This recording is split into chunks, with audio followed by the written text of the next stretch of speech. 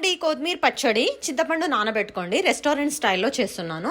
ఆవాలు మెంతులను వేపుకొని golden colour mixie పట్టుకొని పక్కకు పెట్టుకోండి. కొత్తిమీరను మనం 3 టేబుల్ స్పూన్లు ఆయిల్ వేసుకొని మంచిగా దగ్గరకు అయ్యేంత వరకు ఫ్రై చేసుకొని ఒక బౌల్లోకి తీసుకొని చింతపండు రసము, 2 స్పూన్ల కారము, 1 స్పూన్ ఉప్పు, మనం మిక్సీ పట్టుకున్న ఆవాలు మెంతుల పొడి వేసేసుకొని మనం పోపు పెట్టేసుకోవడం. జీలకర్ర ఆవాలు, ఎండుమిర్చి, ఎల్లిపాయలు బాగానే గుప్పెడంతా తీసుకోండి. కరివేపాకు వేసుకొని వేపుకున్న తర్వాత మనం మిక్సీ పట్టుకున్న మిశ్రమం కొత్తిమీర మిశ్రమాన్ని వేసేసుకొని మంచిగా సిమ్లో పెట్టుకొని ఒక్క 5 మినిట్స్ 6 మినిట్స్ని మంచిగా ఏగనివ్వండి. ఎందుకంటే చింతపండు రసం వేసినాం కదా, ఈ వాటన్నిటికీ పట్టే విధంగా వేసుకొని మంచిగా వాటర్ లేకుండా దగ్గరికి అయినాక మనం తీసేసుకొని వేడివేడి అన్నంలో నెయ్యి వేసుకొని తినాలి.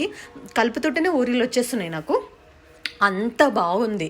ఎంత బాగుందంటే వెరీ ఎమ్మీ టేస్టీ, చాలా బాగుంది. నోరు బాగాలేనప్పుడు మంచిగా ఓన్లీ పచ్చడే తినాలి అనుకున్నప్పుడు చాలా అంటే చాలా బాగుందండి. 2 బాయిల్ ఎగ్ పెట్టుకొని తినాలి.